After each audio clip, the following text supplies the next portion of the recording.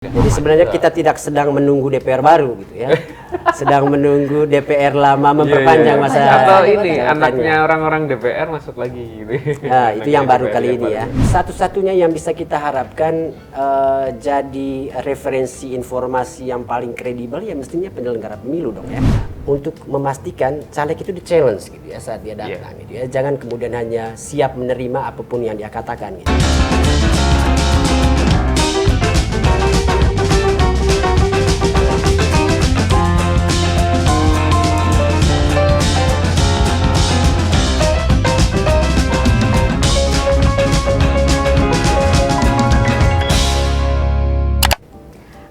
Bisnis yang udah ngeklik tayangan ini, selamat datang di Ngeklik, obrolan politik yang menggelitik yang pastinya ngeklik. Bersama saya Ririn Oktaviani.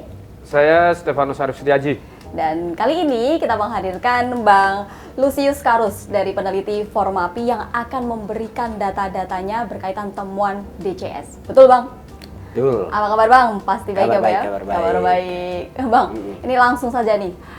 Formapi menemukan adanya data yang tidak sinkron dari temuan daftar caleg sementara yang sudah diumumkan oleh KPU nih. Nah, temuan dari Formapi sendiri apa saja sih, Bang? Ya, jadi ceritanya sebenarnya kerjaan iseng aja sih ya.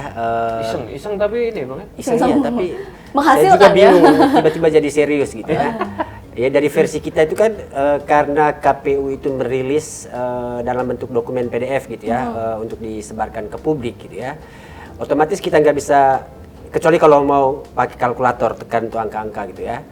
Tapi karena punya cara lain memasukkan data-data KPU itu ke Excel gitu, itu yang kami lakukan gitu ya, untuk memastikan sekaligus untuk mendokumentasi juga data-data yang dikeluarkan oleh KPU gitu ya. Lalu untuk memastikan inputan kita benar itu kan di Excel tuh mudah aja gitu. Kita coba menjumlahkan gitu ya, sinkron kasih antara data yang di sini dengan data yang di sebelahnya gitu ya. Yang harusnya sama gitu hasilnya gitu.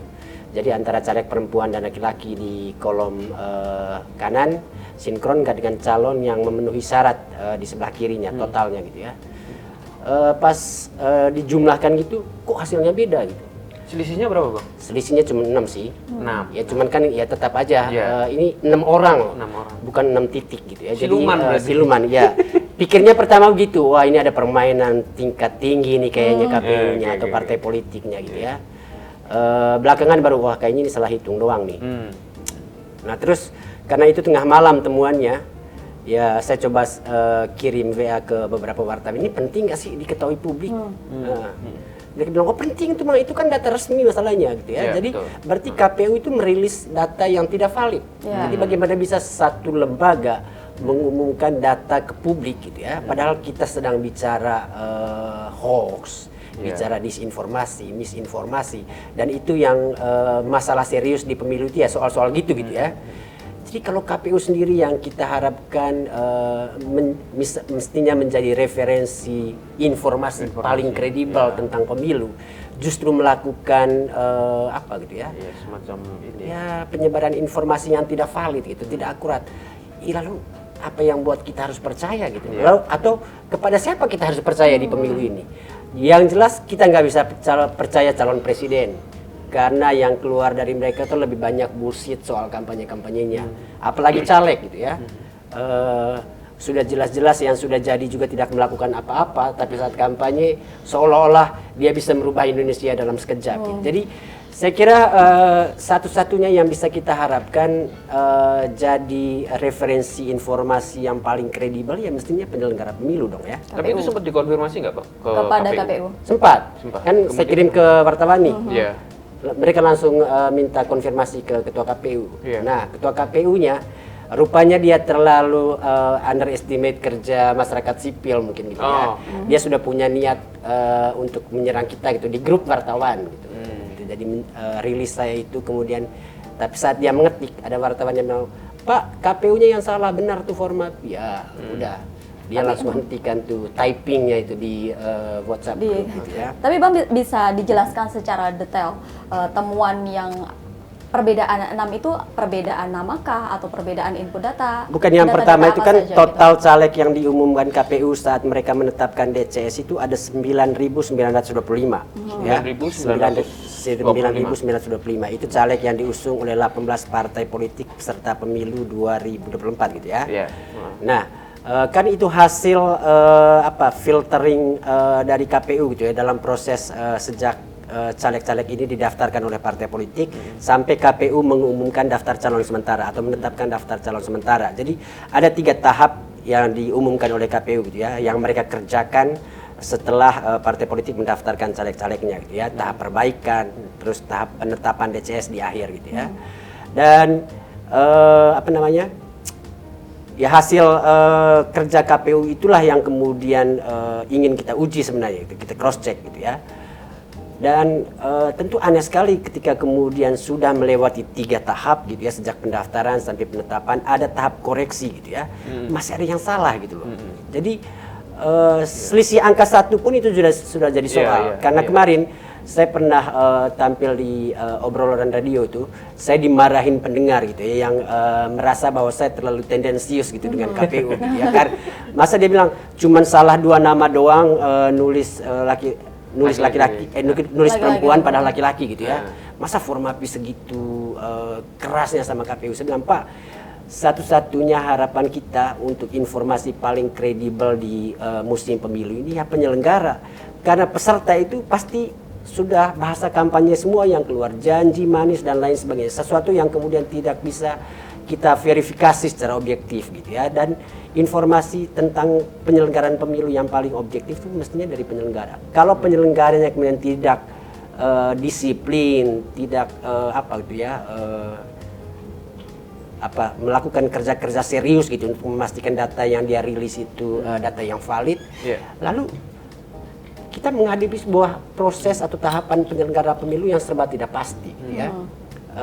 Kalau dia dengan mudah misalnya mengatakan bahwa kesalahan penjumlahan itu hanya human error, dia tidak pernah bilang itu KPU error gitu loh. Mestinya ada pengakuan bahwa ini errornya KPU gitu ya, karena misalnya di saat kami menemukan juga ada kesalahan penulisan jenis kelamin pada 2 caleg laki-laki gitu ya. Saat kita menemukan itu juga kan dia bilang itu typo yang dilakukan oleh operator partai politik gitu ya. Dan sudah diakui katanya oleh partai politik. Kan nggak masuk akal.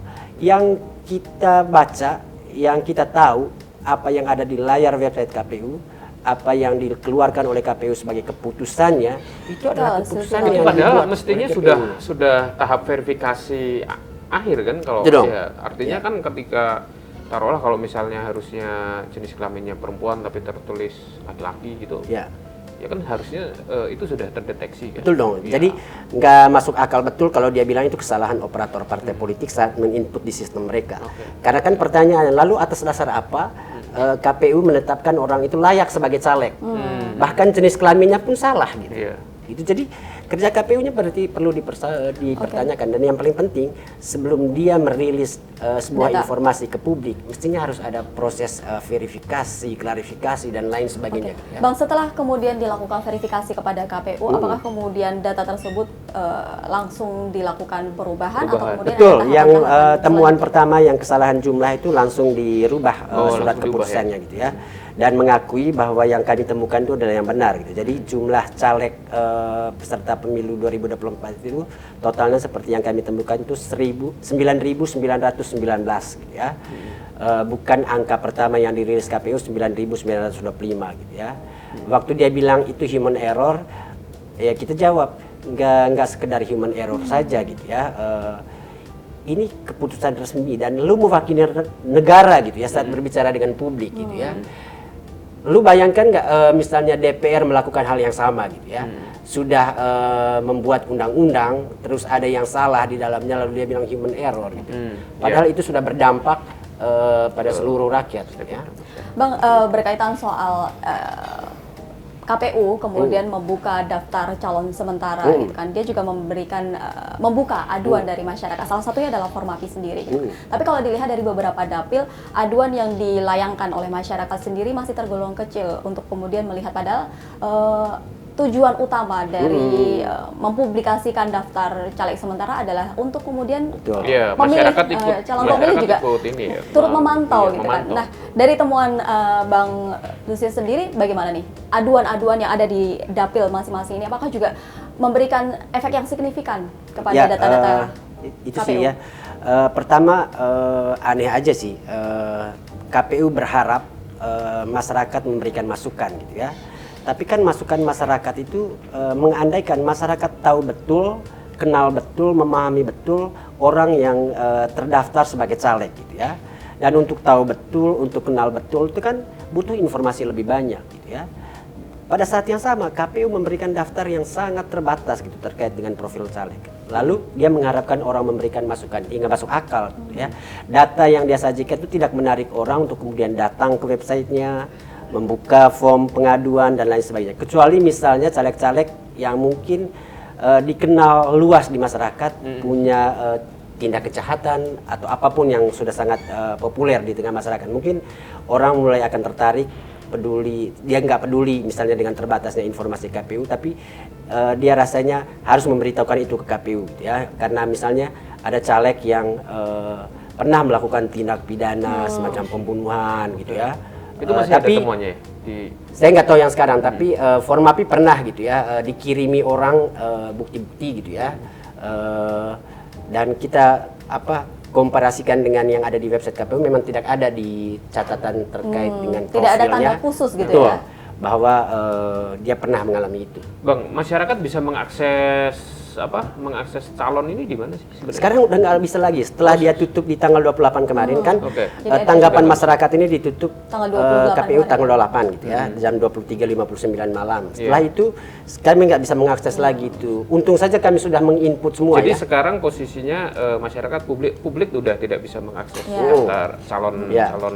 anggota legislatif. Betul. Karena KPU akan melakukan verifikasi Verifikasi kembali ya. kepada beberapa Berdasarkan platform. masukan-masukan dari masyarakat gitu ya. Kemudian nanti akan dilakukan publikasi ulang gitu. Kalau dari Formapi sendiri melihat berapa banyak sih yang petahana misalnya, terus sama yang wajah-wajah baru gitu, banyak nggak yang sebenarnya lebih banyak wajah barunya atau lebih banyak orang Orang lama? Itu lamanya. wajah baru sih.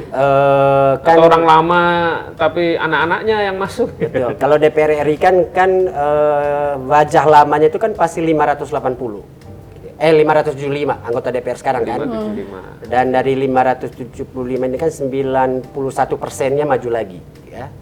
Dari 575. sekarang 575, 91%-nya itu maju lagi gitu ya. Itu yang maju 2 periode atau sudah 5 ada yang periode? berperiode-periode ya. Kita belum melakukan pengecekan soal periodenya, tapi Atau mungkin sampai hampir tua semua nanti di DPR, Bang? hampir semua partai nampaknya mengandalkan petahana-petahana ini di nomor urut pertama daftar caleg mereka gitu ya. Oh gitu, 91% rata-rata Ya. di peringkat Ya, yang nomor 1 sampai 3 itu berapa persen ya? Lebih dari 50% lah ya. lebih dari 50%. Itu diisi orang-orang lama. Betul. Yang sekarang ini duduk di DPR ya. Duduk DPR. 51% yang sekarang ini Terus maju lagi gitu. maju lagi. Itu ada di peringkat 1 sampai Ya, yang peringkat maju saja itu kan jumlahnya itu tadi dari 575 itu 91% gitu ya. 91% maju. Nih 91% berarti 521 orang gitu ya, maju lagi gitu ya, dari 575 sekarang ini gitu ya. Hanya 54 yang tidak maju. Hanya 54 yang tidak maju. Alasannya kenapa nggak Tidak maju. Tua mungkin tua. Tua. Bisa jadi. Atau bisa jadi banyak yang beberapa yang saya Atau di temukan ini, tuh Bang, atau maju ke di- DPD. Oh iya, Oh, bisa iya, ke bisa DPD. jadi. Atau diteruskan sama anaknya. Anak-anaknya. Itu juga banyak terjadi. Oh, gitu? Ya di NTT saya misalnya, Pak Herman Heri tidak maju lagi, tapi anaknya Heri. di Oh, nomor 2 gitu. PDIP. Jadi kayak gitu-gitulah. Pak Setia Novanto sudah masuk di penjara, anaknya sekarang yang di nomor 1, di nomor 2 gitu dari ya? NTT. Oh, Jadi NTT. NTT 2 itu ada 2 anggota DPR senior selama ini berperiode-periode tidak maju lagi di 2024, tapi wajah anak mereka yang mengisi kursi mereka. Yang keluarga juga ada. Satu keluarga maju. Oh ya, itu yang satu keluarga itu yang satu keluarga itu Perindo ya, Pak Heritanu ya. Oh iya. Iya. Suami, istri, dan 5 anaknya. Tapi coba bayangkan, satu rumah semuanya maju dan lolos. Ya kalau dia Senayan lolos sendiri. sebagai peserta oke, tapi kan belum tentu dipilih kan. Betul, ya, ya. Tapi kan ini soal pilihan partai politik Iya. gitu ya.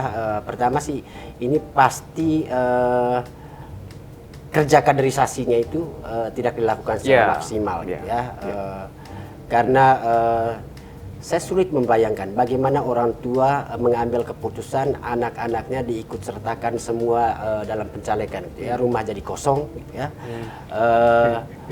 Pembicaraan di meja makan tidak tentang menu lagi, tapi kemudian kita ngobrol makan ngomongin RUU apa nih mau dibahas. Betul, itu kalau sudah jadi, kalau terpilih. Kalau terpilih, obrolannya jadi obrolan RUU. Kalau sekarang ini kan, lu mau nyetor berapa ke pemilih atau lu buang duit berapa gitu ya. Pasti begitu pembicaraan di meja makan. Jadi pasti nggak menarik sekali tuh rumah tangga diisi dengan obrolan politik gitu ya.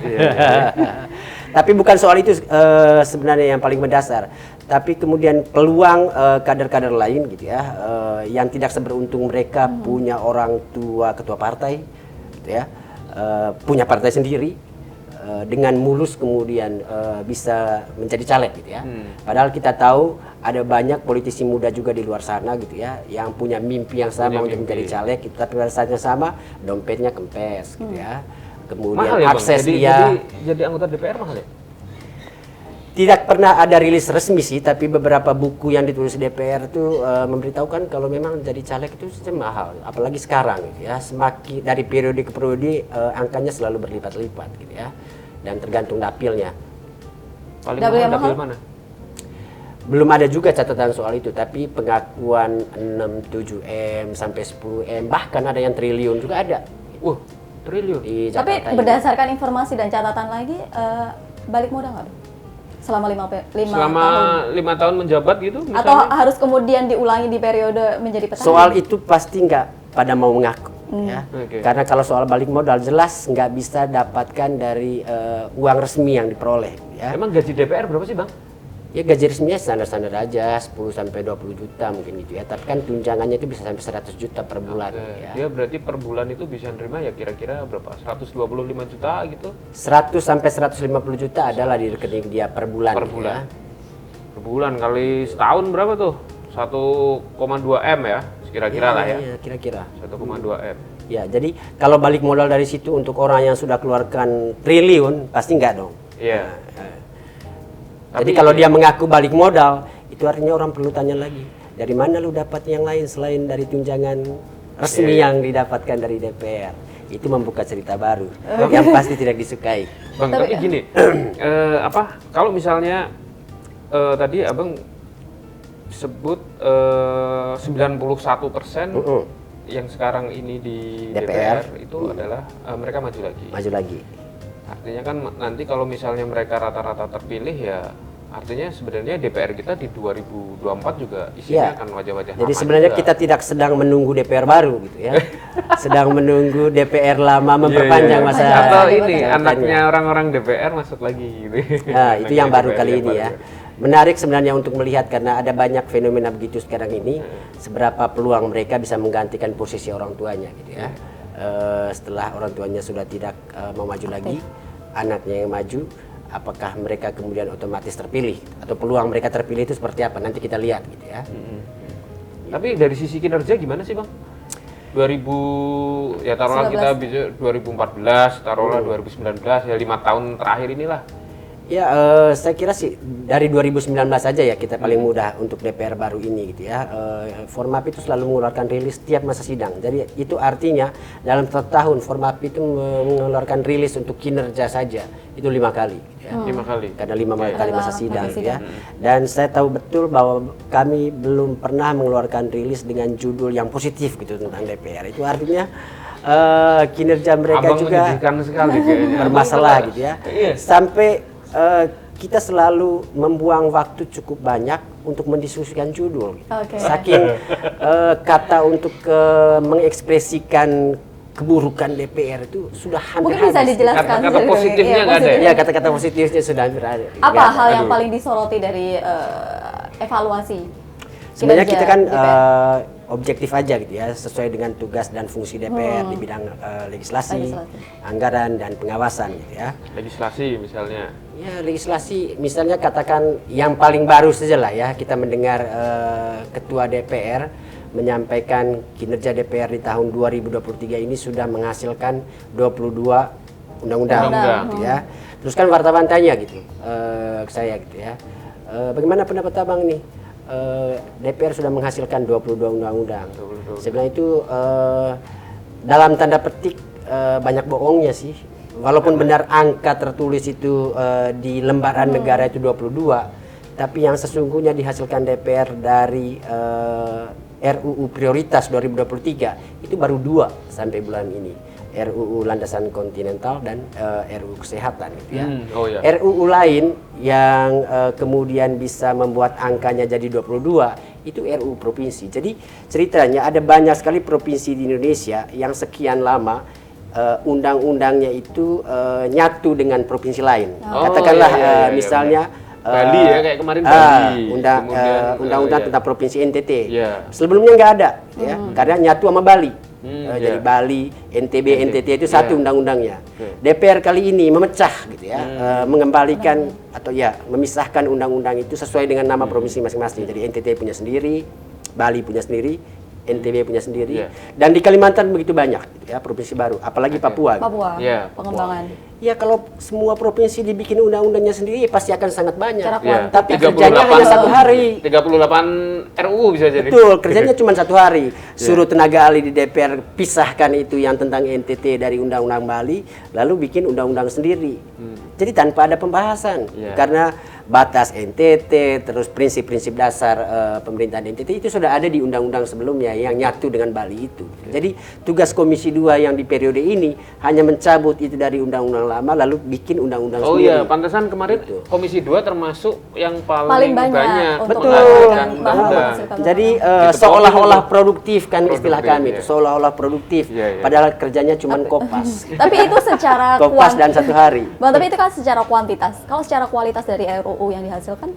Saya kira juga catatan terkait kualitas juga itu bisa diverifikasi dengan hasil undang-undang yang digugat ke Mahkamah Konstitusi gitu ya.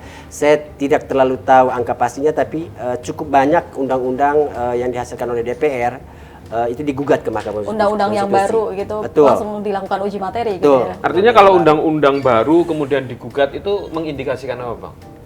Pertama, kualitasnya pasti diragukan karena Mahkamah Konstitusi itu kan memutus sesuatu berdasarkan atau mengacu pada konstitusi.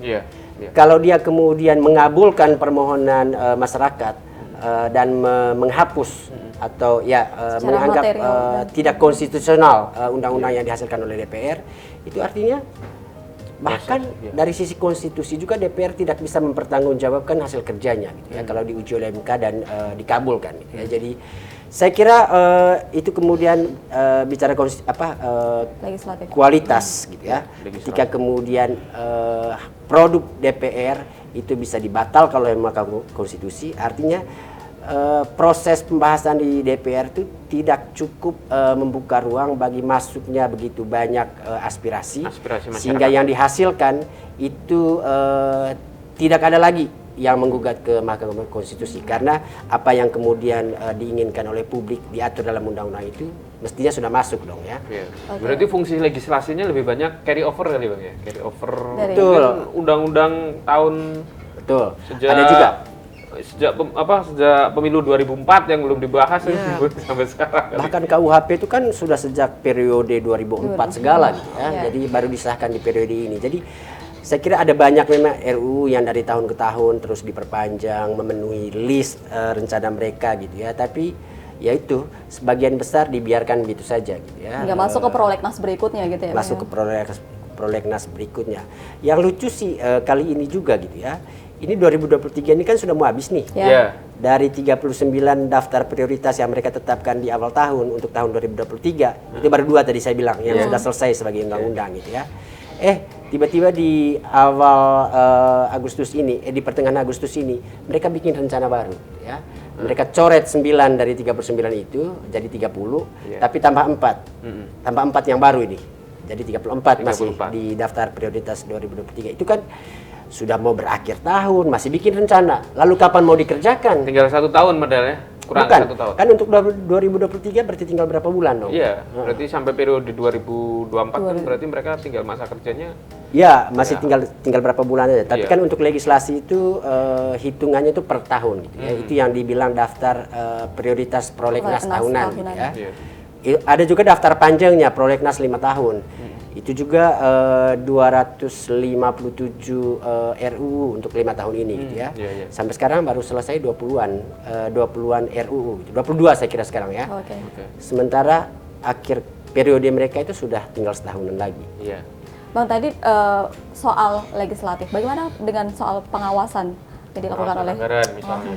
Ya, itu juga saya kira catatan serius yang hampir selalu kita katakan tiap kali evaluasi gitu ya. Yang paling menonjol saya kira di DPR periode ini itu pengawasan itu menjadi kabur air gitu ya. Kita sulit sekali kabur air gitu. Kabur air itu maksudnya abu-abu saja gitu ya. Jadi DPR yang mestinya menjadi penyeimbang pemerintah, artinya penyeimbang itu kan kalau pemerintah punya sikap ini, mestinya ada sikap lain di DPR yang bisa kemudian memberikan posisi tawar pada sikap pemerintah itu. Dan untuk itulah DPR gitu ya. Kalau kemudian apa yang dibuat pemerintah tinggal oke di DPR, ngapain sih kita punya satu lembaga dengan anggota begitu banyak gitu ya, dengan gaji yang begitu besar gitu ya. Kalau kerja mereka cuman pemerintah bikin apa, oke gitu ya. Jadi saya kira yang terjadi di periode ini tuh karena kuatnya fraksi-fraksi pendukung pemerintah, kita sulit lagi membedakan mana DPR mana pemerintah gitu ya. Karena suara pemerintah kadang-kadang disuarakan oleh DPR gitu ya. Tapi DPR sendiri tidak punya suara asli jadinya gitu ya. Dia hanya kemudian ya membebek katakanlah begitu dengan apa yang kemudian jadi kebijakan pemerintah. Dan kalau begitu kan sulit mengharapkan produk kebijakan yang berkualitas ya ketika tidak ada pihak lain yang kemudian bisa menguji kerja pemerintah ini gitu ya. Dan saya kira kebutuhan kita agar parlemen itu ya untuk urusan itu, untuk memastikan kebijakan pemerintah itu betul-betul berpihak pada rakyat. Dan untuk menguji itu, itulah pentingnya DPR. Gitu. Saya kira itu yang tidak pernah kita saksikan dari DPR periode ini gitu ya. Jarang kita saksikan gitu ya. Karena mereka kalau lihat pembicaranya kan di media-media selalu demi rakyat gitu ya. Tapi kita menguji pekerjaannya itu kan undang-undangnya saja banyak yang kemudian diprotes oleh rakyat sendiri gitu ya. Gitu. Jadi kalau misalnya taruhlah tadi mayoritas masih wajah-wajah lama, kalau misalnya mereka terpilih juga apa kesannya kita tidak punya harapan baru juga terhadap parlemen ke depan. Iya, saya kira ya memang keprihatinan kita itu sih sebenarnya di kerja partai politik sih ya. Kenapa kemudian misalnya kita persoalkan caleg dinasti gitu ya. Padahal tidak ada yang melarangnya. Gitu. Iya, betul. Kok kita ribut mulu gitu ya. Ya karena kita tahu sendiri partai politik itu sudah oligarkis. Jadi dia sibuk mengkonsolidasikan kekuatan pada satu orang yang paling kuat yang jadi pemilik partai gitu ya. Apa jadinya kalau anak-anaknya juga masuk gitu. Sudah punya posisi di DPR pula gitu. Mudah dong konsolidasi kekuatan oligarkis di partai politik itu semakin kuat jadinya gitu kan. Lalu di mana ruang kita nanti kalau semua partai politik ini kemudian dikuasai oleh keluarga, kemudian DPR-nya juga didukung oleh anggota keluarganya. Tidak ada dinamika demokrasi ya, itu hanya tinggal nama gitu ya. Kita akan diatur oleh berapa keluarga saja selanjutnya. Family demokrasi, Bang. Betul sih. Tapi kalau family demokrasi kesannya masih sopan. Tapi berbicara soal masih calon legislatif ya Bang ya, berkaitan soal kemarin juga sempat hangat diperbincangkan calon legislatif yang sempat menjadi narapidana gitu kan. Nah, bagaimana nih ulasan dari Formapi sendiri untuk kemudian masyarakat lebih mengenal lagi calon-calon legislatif, apalagi yang mungkin bisa menandai gitu ya. Orang-orang yang pernah Betul. Saya kira KPU sebelumnya itu mempunyai kebijakan itu gitu ya, menandakan di surat suara seseorang mantan narapidana gitu ya. Di ini kalau nggak salah di apa itu? Di surat suara sih. Oh bukan. Di pengumuman di betul di TPS pas mau masuk TPS ada tanda gitu ya. Saya nggak tahu KPU kali ini gitu. Kelihatannya nggak punya semangat untuk itu gitu ya. Karena misalnya bagaimana bisa mereka merubah aturan yang sudah berlaku di pemilu 2019 dan nggak ada soal gitu tentang mantan narapidana gitu ya. Mereka mengutak-atik itu sehingga bagi mereka yang kemudian diputuskan oleh pengadilan hak politiknya dicabut 2 tahun ya, padahal dia baru keluar penjara gitu ya, dia sudah boleh mencalonkan diri gitu. Padahal kan ada aturan juga mantan narapidana korupsi itu mesti jeda 5 tahun dulu. Jeda 5 tahun, ya. Tapi kalau pengadilan misalnya putuskan hak politiknya cuma dicabut 2 tahun. Walaupun ada jeda 5 tahun itu, karena hak politiknya cuma 2 tahun, dia boleh jadi caleg. Itu aturan ini bikin KPU sekarang. Itu mendegradasi aturan yang sudah cukup baik di pemilu sebelumnya. Tapi, kenapa kemudian kita selalu bilang KPU itu mungkin tidak ada salahnya kalau bicara soal kepatuhan dia pada aturan undang-undang gitu ya. Tapi mau yang ngapain sih kalau cuma mau patuh pada aturan saja? Kenapa kita nggak pilih robot-robot saja untuk jadi penyelenggara gitu ya, yang bisa kemudian diperintahkan untuk ikut aturan undang-undang? Kenapa kita harus memilih manusia dan harus seleksi gitu ya? Karena kita ingin menyerahkan tugas untuk menyeleksi calon pemimpin negara ini pada mereka gitu. Itu yang saya kira nggak dipahami oleh KPU sekarang gitu ya. Jadi semuanya kemudian di refer ke bagaimana kata aturan. Tapi Bang, di sisi lain, kalau kita melihat dari suara-suara partai politik menyatakan bahwa itu adalah hak asasi manusia dari setiap warga negara. Setali 3 uang mereka dengan KPU saya kira gitu. Dan saya kira itu keinginan mereka pasti gitu ya. Bukan mungkin teman-teman KPU ini hatinya baik gitu ya, tapi tidak ada aturan KPU yang kemudian bisa mereka ketok sendiri tanpa harus berkonsultasi ke Komisi 2. Saya kira di situ kesulitannya gitu ya. Kenapa KPU sekarang tidak punya ruang untuk gitu ya, memanggungkan idealisme mereka gitu ya. Beda dengan mungkin KPU sebelumnya karena tidak ada kewajiban untuk konsultasi ke Komisi 2. Jadi saya kira kalau suara partai politik juga begitu. Untuk membela kepentingannya dia akan menjadikan undang-undang buatannya sebagai pembenar gitu ya. Dan saya kira penolakan publik juga tidak terbatas pada bagaimana undang-undang ngomong gitu ya. Tapi kan dari logika umum aja gitu, kita sedang memilih pemimpin. Masa mantan narapidana mau kita bawa dia jadi pemimpin kita gitu? Itu kan dari akal sehat aja udah salah gitu ya. Jadi mestinya akal sehat itu yang kemudian dipikirkan oleh pembuat kebijakan. Bagaimana akal sehat ini diterjemahkan ke aturan gitu. Kalau yang sekarang akal kotor yang mengatur akal sehat. Gitu. Bang, kita sebentar lagi juga akan memasuki masa kampanye gitu kan, untuk kemudian menyuarakan gagasan-gagasan dari para caleg. Abang sebagai seseorang yang kemudian mengamati demokrasi dan juga parlemen sendiri, hal-hal krusial apa yang seharusnya kemudian disuarakan oleh caleg-caleg ini kepada masyarakat terkait visi misinya tersebut untuk Indonesia yang lebih maju? Pertama sih saya kira ya caleg itu mestinya jangan bombastis gitu ya. Kita tahu betul tidak ada yang namanya nggak terkenal Bang. Betul ya, itu artinya tugas kita sekarang ini kan mau mengatakan kepada publik kalau ada yang datang dan menyuarakan sesuatu yang bombastis, uji dia, tantang dia gitu ya. Jangan kemudian menelan itu dan apalagi kagum gitu ya. Mungkin pesan pertama ke pemilih, jangan pernah kagum pada politisi di masa kampanye gitu ya. Karena hampir pasti dia tidak sedang membawa dirinya gitu ya. Dia sedang membawa diri orang lain yang pura-pura semangat gitu, yang pura-pura mau mewakili rakyat. Jadi mungkin kalau mau kasar, jangan percaya 100% apa yang dikatakan politisi di masa kampanye gitu ya. Boleh percaya, tapi 10% aja deh. Gitu ya. Percaya bahwa dia orang dicalonkan oleh partai politik, boleh lah ya. Tapi percaya semua omongannya saya kira tidak gitu. Dan saya kira tugas penting publik untuk memastikan caleg itu di-challenge gitu ya saat dia datang gitu ya. Jangan kemudian hanya siap menerima apapun yang dia katakan gitu ya. Itu yang pertama. Yang kedua, saya kira memang penting untuk memastikan kan nanti pada waktunya itu kita nggak peduli lagi sama caleg-caleg ini.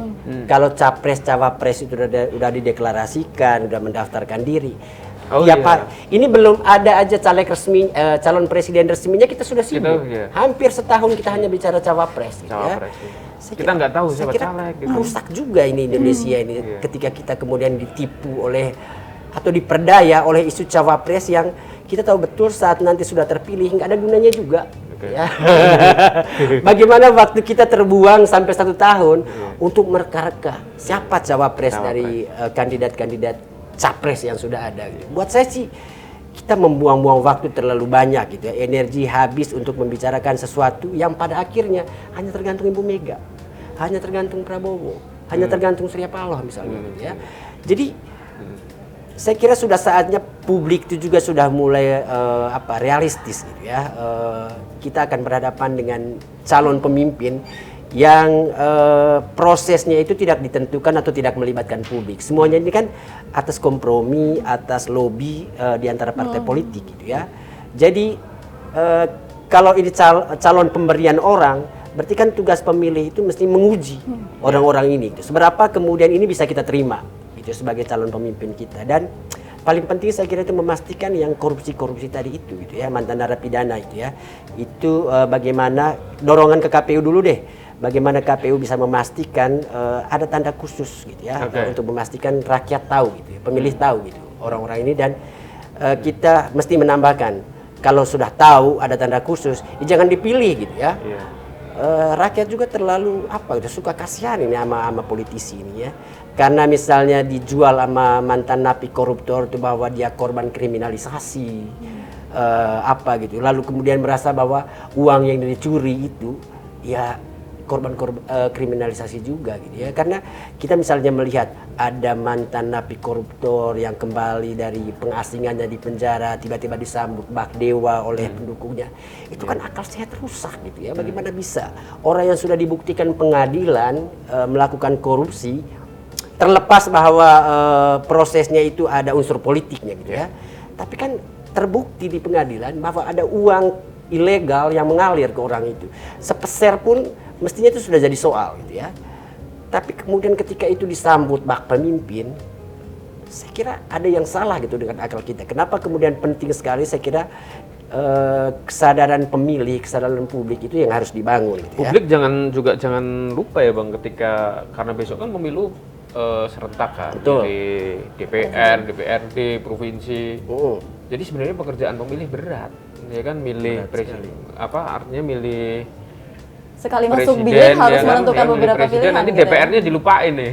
Betul, saya kira ya. Itu yang saya bilang tadi gitu ya. Pada waktunya nanti kita tidak bicara lagi. Asal nyoblos saja. Sebenarnya itu yang saya kira perlu diperhatikan dalam pembuatan aturan oleh KPU sih. Bagaimana memastikan ada waktu khusus bagi pemilih untuk kemudian mencermati calon-calon anggota legislatif gitu ya. Karena misalnya saat calon presiden sudah jelas. Semua berbicara tentang calon presiden, calon wakil presiden gitu ya. Kenapa kemudian politik uang di pemilu legislatif itu bisa jadi sangat tinggi gitu ya? Karena ruang kampanye untuk caleg-caleg ini menjadi semakin terbatas gitu ya. Semua yang dibicarakan orang calon presiden. Saat dia datang kampanye ke kampung, yang ditanya orang dukung siapa? Presidennya gitu ya. Jadi nggak ada urusan lagi sama caleg-caleg ini. Dan karena kampanye jadi tidak penting untuk caleg, ya main duit terpaksa di hari-hari terakhir. Jalan-jalan pintas yang kemudian digunakan. 9.000 itu baru di DPR doang ya Bang? Ya, baru DPR RI. DPR RI. Ya. Kita masih punya ribuan di daerah-daerah provinsi sama DPRD kabupaten kota. Tentu, tapi kita masih memiliki harapan untuk mengubah paradigma bahwa pemilu ini akan berjalan secara jujur dan adil dan tentunya menghasilkan calon legislatif yang berkualitas untuk Indonesia lebih baik ya Bang ya? Ya, selalu mungkin untuk berharap gitu ya, karena kita tahu betul ada hal lain yang tidak pernah dipertimbangkan oleh pengambil keputusan di dunia politik gitu. Itu perkembangan zaman gitu ya. Kemajuan teknologi membuat kita lama-kelamaan tidak merasa perlu kita punya wakil lagi di DPR gitu ya. Toh kalau kita mau merubah sesuatu tinggal kita viralkan aja di media sosial. Jadi saya kira lama-lama juga kita merasa nggak ada gunanya lagi di DPR. Kalau kita mau bikin undang-undang suruh para ahli bikin gitu ya. Tinggal kemudian bikin voting di media sosial atau polling gitu ya. Untuk memastikan mayoritas mau seperti apa pengaturannya. Jadi saya kira itu juga harus disadari oleh DPR bahwa sekarang mungkin mereka merasa mereka masih penting gitu ya. Tapi lama-kelamaan saya kira mereka harus juga mulai berpikir sudah ada pergeseran karena perkembangan teknologi gitu. Orang-orang mulai merasa tempat untuk memperjuangkan sesuatu adanya di media sosial gitu ya. Jadi saya kira kesadaran itu mestinya mendorong partai politik juga untuk kemudian serius gitu ya, membenah diri gitu ya. Tidak kemudian pragmatis, tidak kemudian menjelang hari H pemilu baru sibuk angkut caleg dari mana-mana gitu ya. Ada ya Bang, caleg-caleg yang itu, lompat-lompat gitu ada ya? Ya, itu yang kita bilang tadi caleg kutu loncat gitu ya. Walaupun temuan kami baru 10 gitu ya. Gitu. Tapi kan itu karena keterbatasan biodata tadi yang membuat kita sulit untuk kemudian mengetahui ini dari mana, gitu ya? Siapa ayahnya, siapa ibunya dan lain sebagainya. Jadi saya kira menuju ke DCT nanti kan kita tetap kembangkan ini gitu ya untuk memastikan penetapan calon nanti juga kita akan kritisi gitu ya dari sisi anatominya itu seberapa kemudian caleg lompat pagar kita bilang gitu, caleg pindah partai gitu ya. Kan itu mau mengatakan sebenarnya ideologi itu tidak penting gitu ya, karena misalnya caleg pejabat ada begitu banyak gitu yang kita temukan. Pejabat sekarang masih aktif. pejabat aktif, ada menteri, ada wakil menteri, yang mau maju lagi di pemilu gitu. Kan bingung gitu ya. Dan Dia menteri masih menteri dan wakil menteri itu nggak harus mundur ya kalau sekarang harus ya? mundur, Harus betul. ya. Itu artinya kan potensi untuk menyalahgunakan kekuasaan di masa kampanye itu sangat tinggi gitu ya. Ada banyak sekali saya kira jalan pintas yang kemudian diambil oleh partai politik untuk memastikan bisa meraih kemenangan gitu ya. Calon yang masih pejabat dia bisa manfaatin, caleg artis gitu ya, caleg dari kalangan dinasti. Saya kira semuanya itu mau menunjukkan memang tidak ada kerja sistematis partai politik untuk kaderisasi gitu ya, sehingga ambil hal-hal instan untuk bisa meraih kemenangan itu masih jadi pilihan partai politik sekarang. Ya, tentu saja Begitu. kita sebagai pemilih dan juga mungkin partai politik dapat menghadirkan calon-calon yang berkualitas itu tadi ya Betul. untuk Indonesia ke depannya. Terima kasih sekali Bang Siap. Lusius untuk Terima waktu kasih Bang Lusius sudah waktunya. berbagi informasi yang semoga juga memberikan bekal. Memberikan untuk bekal. para Sudah ada pemilih. informasinya tadi? Sudah ada informasi? Sudah. Berarti. Banyak Bang dirangkum nanti ya Bang ya dari Sobat Bisnis sendiri untuk kemudian bisa menentukan pilihan-pilihan dalam pesta demokrasi. Pilihan terutama untuk calon anggota legislatif. 14 Februari 14 Februari 2024. 2024. Ya, demikian Ngeklik edisi hari ini. Sampai jumpa di episode Ngeklik berikutnya. Iya, terima kasih.